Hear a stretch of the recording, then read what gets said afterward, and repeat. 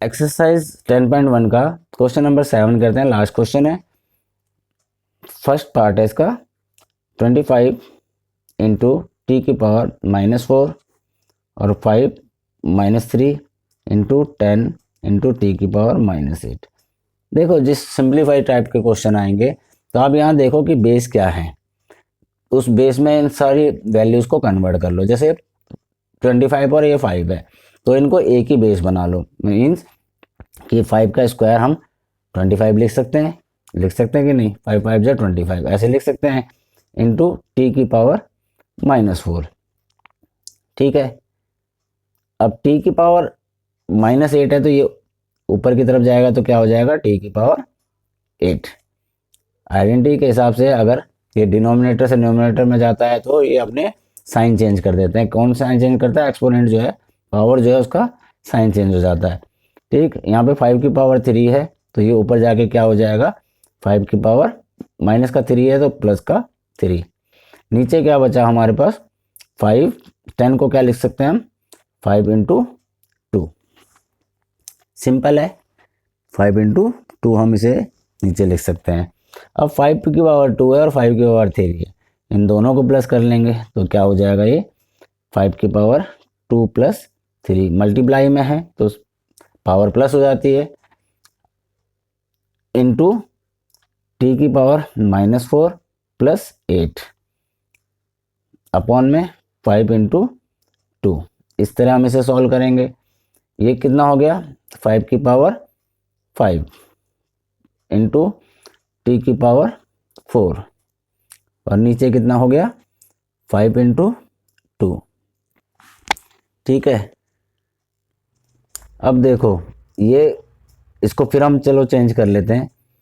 5 की पावर 5, ये 5 ऊपर जाके क्या हो जाएगा, 5 की पावर -1 इंटू टी की पावर 4 और नीचे क्या बचा, 2। ठीक है, अब यहाँ पर हमारा 5 की पावर 5 और ये दोनों मल्टीप्लाई में है तो पावर प्लस हो जाएंगी, तो यहाँ पे माइनस का साइन है, प्लस और माइनस आएगा तो माइनस हो जाएगा ये, और इंटू टी की पावर 4 अपॉन में 2। अब क्या करेंगे, ये बचा हमारे पास 5 की पावर 4 इंटू टी की पावर 4 अपॉन में 2।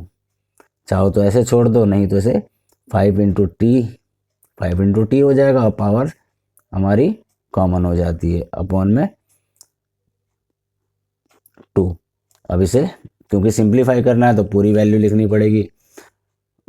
और 5 5 जा 25, 5 जा 125, 5 जा 625 टी की पावर 4 अपॉन में 2। हमारे पास ये आंसर आ गया।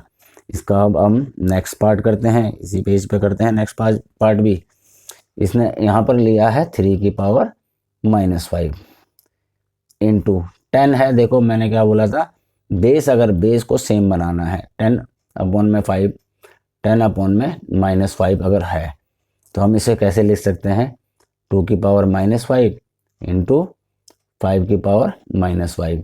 ठीक है, 2 5 जा 10, ए इंटू बी और पावर कॉमन, तो इसी तरह से हमने इसे लिखा 2 की पावर -5 इंटू 5 की पावर -5 इंटू 5 को हम कैसे लिखते हैं, 125 को कैसे लिखते हैं, 5 5 जा 5 इंटू 5 इंटू 5 कितना हो गया, 125। तो मतलब हम इसे लिख सकते हैं ना 5 की पावर 3।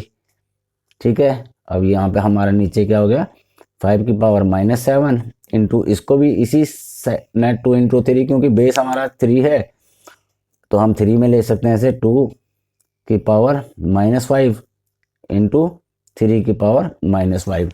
अगर साइन एक जैसे हैं, पावर के साइन एक जैसे हैं तो हम उन्हें काट सकते हैं। तो यहाँ पर 2 की पावर -5 और 2 की पावर -5 कट गया, 3 की पावर -5 और 3 की पावर -5 कट गया। यहाँ बचा आपके पास 5 की पावर -5 और 5 की पावर 7 है। तो अब इसे हम कैलकुलेट कर लेते हैं, 5 की पावर -5 और ये हो जाएगा, बेस सेम है तो पावर प्लस हो जाती हैं। ठीक है, और नीचे बचा आपके पास 5 की पावर -7, तो ये कितना होगा, 5 की पावर -2 और नीचे 5 की पावर -7। ये पावर ये ऊपर चला जाएगा तो क्या हो जाएगा, 5 की पावर -2 इंटू इंटू में 5 की पावर 7। अब मल्टीप्लाई में बेस सेम है तो क्या हो जाएगा 5 -2 प्लस 7 पावर प्लस हो जाती है, तो ये क्या हो गया 5 की पावर 7 -2 5। तो हमारा आंसर आ जाएगा 5 की पावर 5। आप इसे मल्टीप्लाई करके निकाल भी सकते हैं और समझ समझ में आ गया होगा ये आपको। ठीक है, 5 को 5 टाइम मल्टीप्लाई करके उसका पूरा आंसर भी निकाल सकते हैं, पर एनसीईआरटी जो है आपको 5 की पावर 5 इसी तरह का आंसर देती है। ठीक है, एक क्वेश्चन खत्म हुआ।